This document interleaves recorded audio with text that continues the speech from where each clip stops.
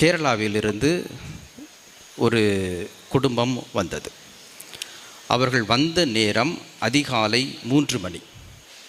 அவர்கள் ராஜாவூருக்கு சென்றிருக்கின்றார்கள்.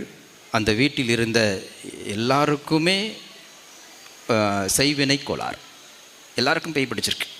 சரியா? எல்லாருமே நார்மலாக கிடையாது. இருக்கிற எல்லாருமே நார்மல் கிடையாது. அப்படிப்பட்ட ஒரு சூழ்நிலையில் அவர்கள் ராஜா ஊருக்கு சென்றிருந்த பொழுது ராஜா ஊரிலே அவர்களுக்கு ஒரு வெளிப்பாடு கிடைத்தது. அதிகாலை 3 மணிக்குள் நீ தென்காசிக்கு செல்ல வேண்டும். அதிகாலை 3 மணிக்குள் நீ தென்காசிக்கு செல்ல வேண்டும். அந்த குடும்பத்திற்கு தென்காசி எங்கே இருக்குதுன்னே தெரியாது. அப்போ தென்காசியை தேடி வருகின்றார்கள். அதிகாலை 3 மணிக்குள் நீ தென்காசியில் மிக்கேலாண்டவர் பாதத்தில் போய் உட்காரணும். இதுதான் அவர்களுக்கு கொடுக்கப்பட்ட வெளிப்பாடு. அவர்கள் வராங்க. 2:45 வந்து சேர்ந்துட்டாங்க. வாட்ச்மேன்கிட்ட கதவை திறக்க சொல்கிறாங்க. வாட்ச்மேன் கதவை திறக்க முடியாதுன்ட்டு அங்கே ஒரு போராட்டம்.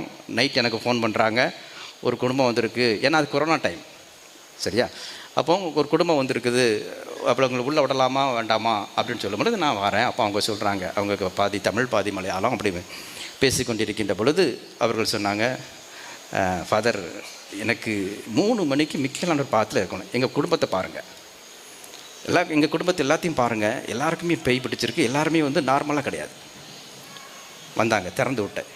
அவங்க உள்ள கோயிலுக்கு வந்த உடனே அவங்க சொன்னாங்க, 21 நாட்கள் நாங்கள் இந்த இடத்தில் இருக்க வேண்டும். எனக்கு பயம், கொரோனா டைம். 21 நாட்கள் இருந்தாங்க.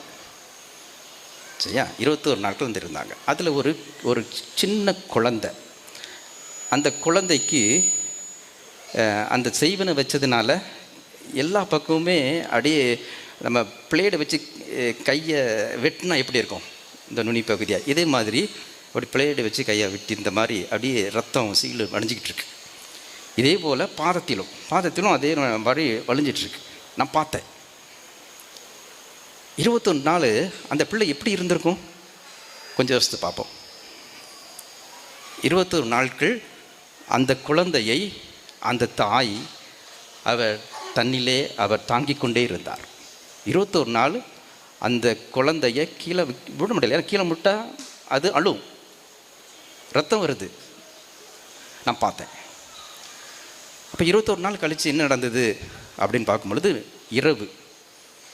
இரவு பயங்கரமான ஒரு சத்தம். இந்த 21வது நாள் நைட்டு பயங்கரமான ஒரு சத்தம். இந்த இடத்துல அந்த உட்காந்துருக்கிறார்ல நம்ம சேசுபாலன், அதே